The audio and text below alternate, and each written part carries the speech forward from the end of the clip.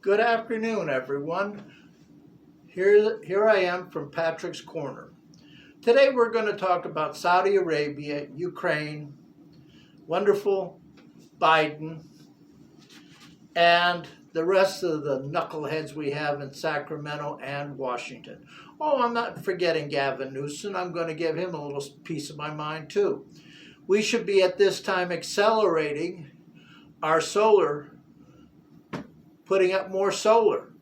Because if we don't, we're going to be in a bad way. Believe it or not, they're going to start exporting our natural gas from Texas as LNG. And this is going to go over to Europe. So guess what? We're going to have to pay more for gas. So are they doing anything to hurry it up the process to increase our position in life, to bring in more solar? Listen, this is Southern California. We have almost over 300 days of sunshine. We're not like those idiot Germans who were thinking they had solar and they had green and they have wonderful turbines. Well, turbines don't blow all the time, but most of the time they do. And if you were in my part of the country, in the Mojave, they have on Tehachapi, they have a lot of wind turbines. They also have a lot of wind turbines out in Palm Springs. We also have solar panels going up. Right now, they put up, one of the private people in this town, they've put in a solar farm. And we could put in more. But why don't we? I don't know. First base. I sound like Abbott and Costello on who's on first, what's on second. I don't know. Third base? Here is the problem. We should be nationalizing the oil companies. Like France. France owns their oil. From the pump, from the wellhead, to the refining process, to France. So they control the price. We're not doing that. And now we're going to be buying more and more of our fuel from overseas, from Saudi Arabia. You know the guy that Biden said MS wasn't a good person, and we're not going to deal with those guys that run airplanes into our buildings, and we're going to show those Saudis that they can't push us around. Well, here's the kicker. The Saudis are buying Russian oil and selling it back to us at a tremendous profit. Same thing with the Indians. Oh, you know, Modi, that simple Hindu who isn't very smart? Well, that guy who's supposedly not very smart is buying Russian oil at a discount, then selling it on the market for over what it costs. Quite a bit over what it costs. He's making a tremendous profit off of that. So it's paying for the original purchase of the oil. He's making a ton of money that he's putting into his reserves. He's even increasing his oil reserves. And what are we doing? Oh, we have these sanctions on Russia, and the Russians are making more money. Vladimir Putin is making more money. Plus, those idiot Finns and idiot Swedes are trying to push him into a corner, which makes a hell of a lot of sense. This guy doesn't push. All you're doing is ticking him off more. And when the Finns start pushing their troops around Murmansk, oh, that's right, Americans don't know anything about geography. Murmansk is the northern port. In World War II, it was a port that the Allies sent thousands of Liberty ships carrying war material to the Soviets. Now it's the home of the Arctic Fleet. It's home to their missiles, their nuclear-powered submarines, the missile carrying type, and it's home to more and more of their aircraft. Their bomber force is all stuck there. So naturally, we're going to threaten them by putting up fins on their borders. Oh, that's such a wonderful thing to do, so some dummy can start at World War III, and maybe then Putin won't attack. Horse feathers. And Biden will use this, I'm beating on the drums of war, and we're going to have more war, and he thinks he's going to get elected. He's actually at a resounding 15% in the polls that they favor him. He's going to lose Congress because he's too stupid to do anything right. And the wonderful women in this country don't like Roe v. Wade, so they're going to vote for the Democrats, supposedly, instead of just voting against Republicans. If you want to control Roe v. Wade and control your own bodies, then you better go out. It's just like in Kern County, that's where Kevin McCarthy, he is the minority leader of the Republicans in Congress. Why don't you guys get together and vote him out? It doesn't take a hell of a lot of votes to turn his seat. And this guy, he's unpopular. If you vote him out, he's gone. And that's an example to the other knucklehead Republicans, that they should concentrate on stuff that's important, not on women's bodies. But no, we ain't going to do that. We don't care. We have bridges that are falling down. We got a D rating from the civil engineering.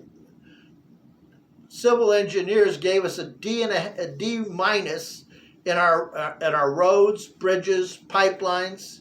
And what are we going to do? We're going to give $750 billion to the Ukrainians. Right. Makes a lot of sense. So we're going to pay them with our money to rebuild their country, but we're not going to rebuild our own country. Al Cap, the creator of Little Abner cartoons, had this congressman he used as a foil all the time. And the foil was, well, we're going to give billions to Europe, to everybody else. Oh, we're going to give money to Americans? Cool, that's socialism. We can't do that. All I can say is this is nuts. We could develop biodiesel. The only trouble is the new engines can't run on it because their injectors have really tight tolerances. It doesn't affect the older engines, but it affects the newer ones. They plug up because the fuel is really thick. It's thick because it seals the piston rings against the cylinder walls. It acts like a cleaning agent. But we don't want that because we want perfect particle pollution. We want to do away with it. If you use biodiesel, it's 87% versus 91% with all the crap they put on the engines. Now, on top of that, in wonderful California, we have AB5. We might not even get any trucks out here. So naturally, our particle emissions would go down. Are we doing anything to improve our infrastructure? My power was off for 2 days because some drunk missed a turn and took out all the power lines. Now, if we had put our power lines underground, we wouldn't have had that problem. And if we had put solar on everybody's roof out here and UPS systems, well, the UPS system is not United Parcel Post. It's Universal Power Service. And basically, it's a battery pack. You put them in, and they run the operation for critical infrastructure like computers. Large computer firms have them. Also, communications have them. So if you lose power, you can keep running. Now, we could do that, but by God, Edison, PG&E, oh my God, they'd have to spend some money on the poor customers. They don't give us a discount when the power goes off. Oh no, we can't get a power discount. I've lost power for over it was 12 days this year for power. And we're still not through summer. So there's a great likelihood that we will lose even more. And the people in Los Angeles, oh my God. I know a friend, Mike Lustig. He put in a backup generator system because his power was going off all the time because they couldn't LA Water and Power couldn't give him sustainable power. So he was in the used electrical business. He put in a gas-powered generator. You know, it works, gives him power, cuts off. I have to listen to the restaurant next door to me because when the power goes off, their generator automatically kicks in, so they don't lose any food because of the freezer of the power going off. So this thing kicks on, runs all day, and then when the power comes back on, it cuts off. It's also gas powered.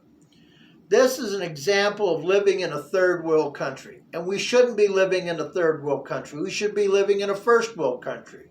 But we fight wars all over the place. We spend money right and left like drunken sailors. And what do we get out of it? I don't see it.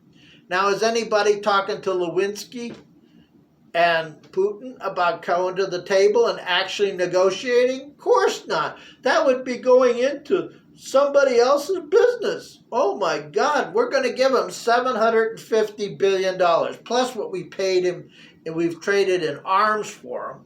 It doesn't make sense. We have to get these two knuckleheads to the table. And if he thinks and these Ukrainians think that, whoa, they want to get Crimea back. Oh my God. It was Russian for 214 years. Putin will never give up Crimea. And the eastern sections of the country, the Donbass, Luhansk area, they are a buffer zone. Now, you can demilitarize it, and wonderful Putin would find it a good idea because he doesn't want an invasion force there. And NATO will never become Ukraine will never be joining NATO. Also, Bill Clinton started this mess because he convinced Boris Yeltsin to allow Poland to become part of NATO. Well, if you read any history, Russia has been invaded through Poland, first by Napoleon, then by wonderful Hitler. And believe it or not, the two guys actually invaded on the same day, June 22nd. They fought their two biggest battles in the beginning of the war and on the same day. This is nuts. So, ladies and gentlemen, please click, subscribe, and have a nice afternoon if you can tolerate this crazy heat we're having. Thank you very much.